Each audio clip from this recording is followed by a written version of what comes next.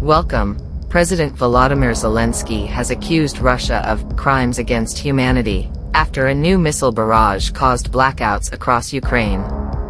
He told the UN Security Council via video link that the Russian formula of terror had forced millions of people to stay without energy supplies, without heating, without water, in sub-zero cold. The strikes killed at least 7 people, Ukraine said. Nuclear power plants went offline. The 3 plants still under Ukrainian control were disconnected from the grid, and the Zaporizhzhia plant, Europe's largest, was forced again to rely on diesel generators to power its cooling systems and key safety equipment. The International Atomic Energy Agency, IAEA, has voiced great concern about the Russian-controlled Zaporizhzhia plant, which has suffered damage from repeated shelling. Neighboring Moldova also experienced massive blackouts on Wednesday, but was not directly hit. With winter setting in, Moscow has stepped up strikes on Ukraine's energy infrastructure. Officials say Russia's missile strikes on power stations have caused colossal damage and left more than half of the country's grid in need of repair. Late on Wednesday, Mr. Zelensky said the situation in Kyiv remained very difficult, and efforts would continue through the night to restore electricity. Mayor Vitaly Klitschko said at least 80% of the capital's residents had no power or running water.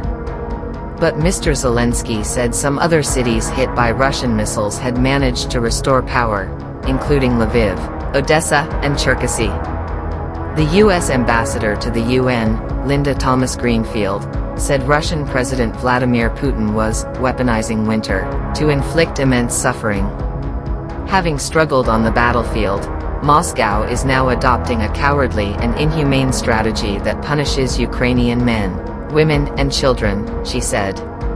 In the southern Zaporizhzhia region, a newborn baby was killed when a missile hit a maternity unit, emergency services said.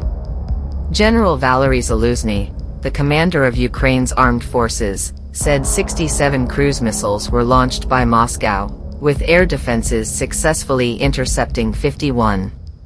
Russia also deployed attack drones again, Ukraine's military said. Most of Ukraine's thermal and hydroelectric power plants were also forced to shut down, the energy ministry said. Kremlin spokesman Dmitry Peskov did not comment on the attacks during a visit to the Armenian capital Yerevan, but stated that the future and success of the special operation, Moscow's term for its war in Ukraine, are beyond doubt. Moscow has said that attacking Ukraine's power grid could weaken Kyiv's ability to fight and drive its leaders to the negotiating table. Kyiv requested the UN Security